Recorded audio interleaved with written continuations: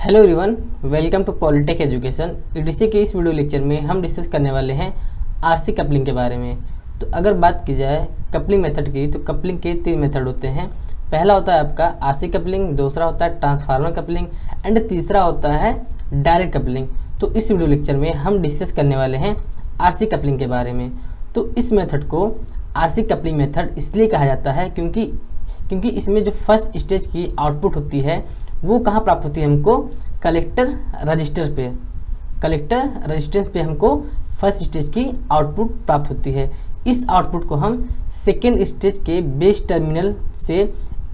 Terminal पर एक coupling capacitor के द्वारा कपल करते हैं।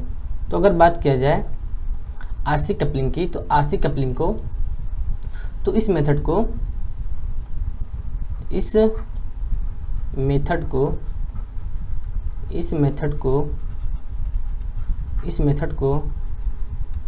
आरसी कपलिंग मेथड इसलिए कहा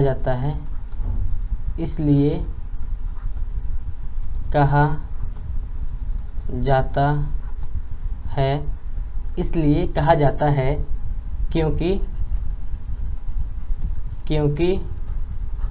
इस टाइप के कपलिंग में पहले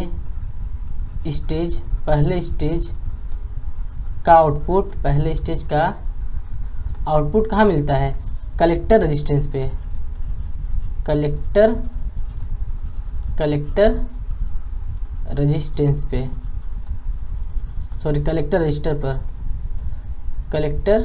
रजिस्टर पर स्टेज का आउटपुट कलेक्टर रजिस्टर पर प्राप्त होता है। इस आउटपुट को क्या करते हैं हम, सेकेंड स्टेज या दूसरे स्टेज के बेस टर्मिनल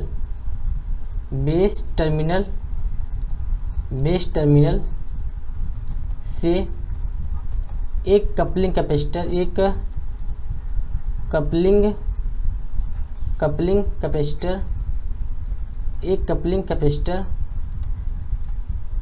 कैपेसिटर को सीसी से रिप्रेजेंट किया जाता है।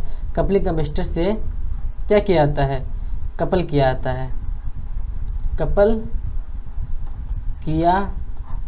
जाता है, इसलिए इसे क्या बोलते हैं, आरसी कपलिंग। तो अगर बात किया जाए तो ये जो फिगर है आपका आरसी कपल्ड एम्पलीफायर का, आरसी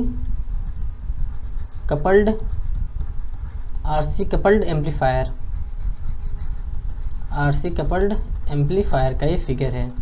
तो अगर बात किया जाए आरसी कपल्ड एम्पलीफायर के वर्किंग के बारे में, कि जब फर्स्ट स्टेज को हम एक लो सिग्नल देते हैं तो जो एम्पलीफाइड सिग्नल होता है वो कहाँ मिलता है हमको, कलेक्टर रजिस्टर पर प्राप्त होता है। तो कलेक्टर रजिस्टर पर जो आउटपुट प्राप्त होता है उसमें क्या होता है कि एसी और डीसी दोनों होते हैं। कपलिंग कैपेसिटर क्या करता है, कपलिंग कैपेसिटर एसी को पास करता है और डीसी को ब्लॉक करता है, और एसी को क्या करता है, सेकेंड स्टेज के इनपुट पर क्या करता है, ट्रांसफ़र करता है। तो जिससे क्या करता है, सेकेंड स्टेज के द्वारा इस फर्स्ट स्टेज से प्राप्त आउटपुट सिग्नल को और एम्पलीफाई किया जाता है। तो बात किया जाए इसकी वर्किंग के बारे में, तो फर्स्ट स्टेज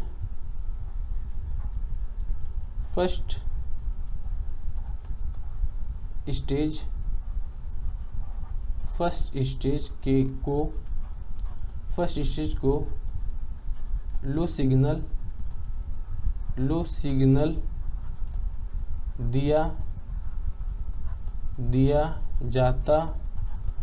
दिया जाता है, तब amplified signal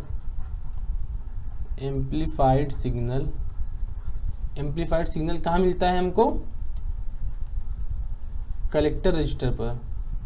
amplified signal collector register पर कलेक्टर रजिस्टर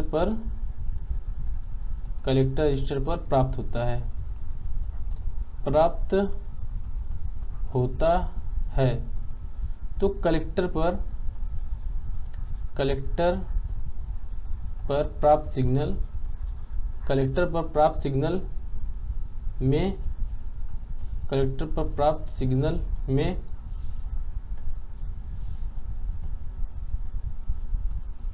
सिग्नल में क्या होता है, AC एंड DC क्या होते हैं, दोनों होते हैं।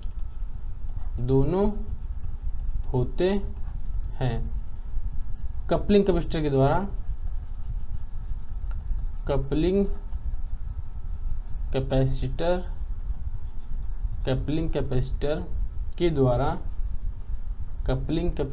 द्वारा क्या किया जाता है, DC सिग्नल को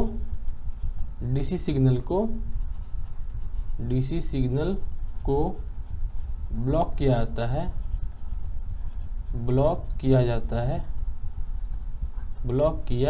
जाता है, जिसे सेकेंड स्टेज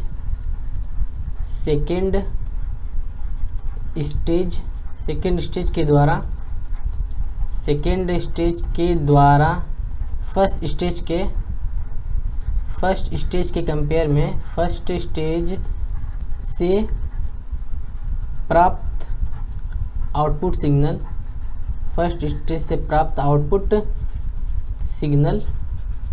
आउटपुट सिग्नल के कंपेयर में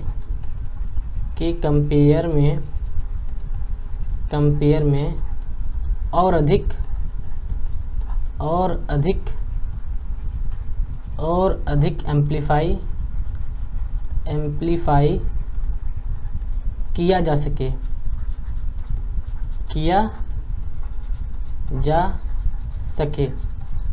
तो बात करते हैं RC कपल्ड एम्पलीफायर के फ्रीक्वेंसी रिस्पांस कर्व के बारे में। तो फ्रीक्वेंसी रिस्पांस कर्व क्या होता है?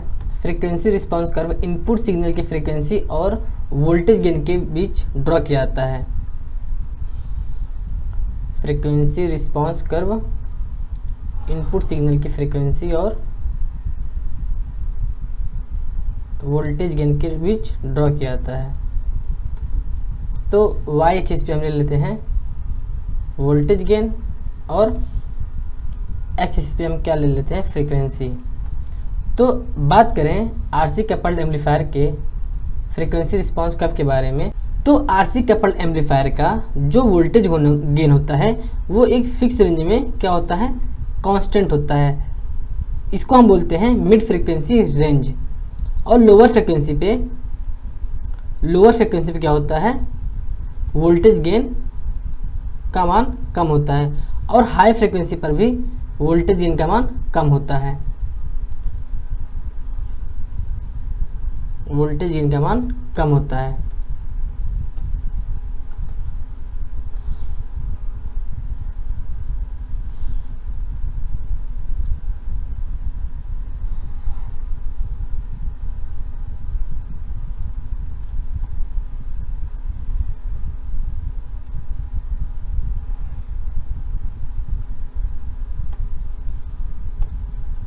तो ये जो रेंज होता है ये होता है आपका लो फ्रीक्वेंसी रेंज, इसे हम FL से रिप्रेजेंट करते हैं। और ये फ्रीक्वेंसी रेंज जो होता है ये होता है आपका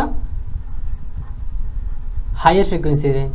तो जो FL होता है इसको हम क्या बोलते हैं, lower cut off frequency range बोलते हैं। लोअर कट ऑफ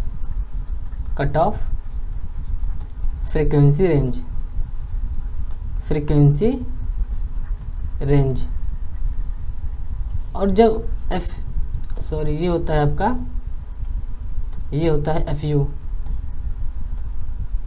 ये होता है आपका FU, इसे बोलते हैं upper cut off frequency range. और जो आपका मिड फ्रीक्वेंसी होता है, mid frequency range, mid frequency range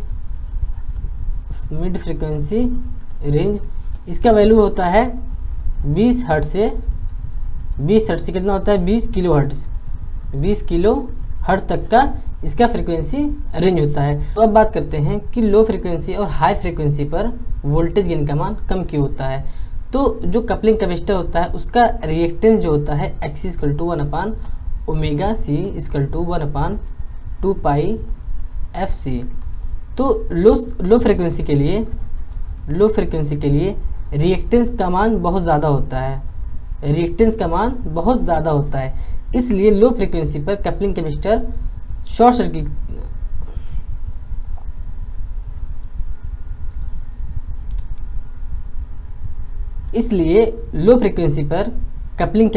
open circuit की तरह बिहेव करता है और इंटरनल कैपेसिटेंस और लोड कैपेसिटेंस के कारण हाई फ्रीक्वेंसी पर करंट कम हो जाता है। तो अब बात करते हैं हम, ये होता है आपका लोअर फ्रीक्वेंसी रेंज और ये होता है आपका हाई फ्रीक्वेंसी रेंज और ये होता है आपका बैंडविड्थ क्या होता है, अपर फ्रीक्वेंसी और लोअर फ्रीक्वेंसी का क्या होता है, डिफरेंस होता है। अपर फ्रीक्वेंसी और लोअर फ्रीक्वेंसी के डिफरेंस को हम क्या बोलते हैं, बैंडविड्थ बोलते हैं। तो ये होता है आपका AV मिनिमम और ये होता है आपका 0.707 AV।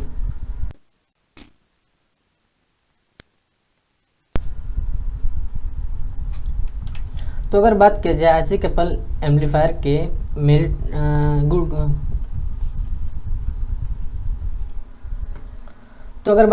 RC कपल एम्पलीफायर के मेरिट्स और डिमेरिट्स के बारे में, तो जो RC कपल एम्पलीफायर होते हैं ये रजिस्टर और कैपेसिटर का यूज़ करके बनाए जाते हैं, इसलिए क्या होते हैं, ये सस्ते होते हैं। इसमें रजिस्टर एंड कैपेसिटर का यूज़ किया जाता है, इसलिए क्या होते हैं, सस्ते होते हैं।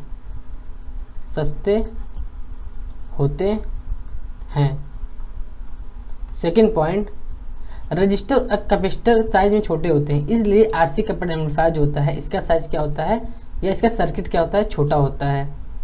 रजिस्टर व कैपेसिटर साइज में छोटे होते हैं,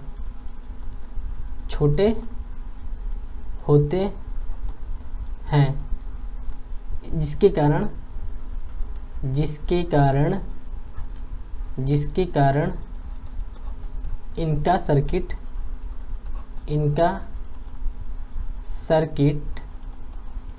सर्किट क्या होता है, छोटा होता है। अगर बात की जाए डीमेरिट्स की, मतलब दोष की, तो लो फ्रीक्वेंसी पर RC कपल एम्पलीफायर का यूज़ नहीं किया जाता है। लो फ्रीक्वेंसी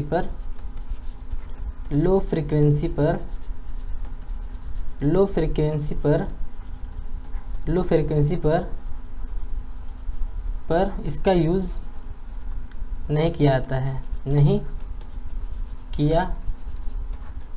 जाता है। तो एप्लीकेशन की, तो RC कपल एम्पलीफायर का जो मेन एप्लीकेशन होता है वो ऑडियो एम्पलीफायर में होता है, जैसे record players, tape recorder, public addressing system, radio receiver, television receiver. इसमें क्या होता है कि RC कपल एम्पलीफायर का यूज़ किया जाता है। तो ये था RC कपल एम्पलीफायर के बारे में। तो मिलते हैं हम नेक्स्ट वीडियो लेक्चर में। अगर वीडियो लेक्चर अच्छा लगा हो तो लाइक करें एंड चैनल को सब्सक्राइब करें। So thank you for watching this video.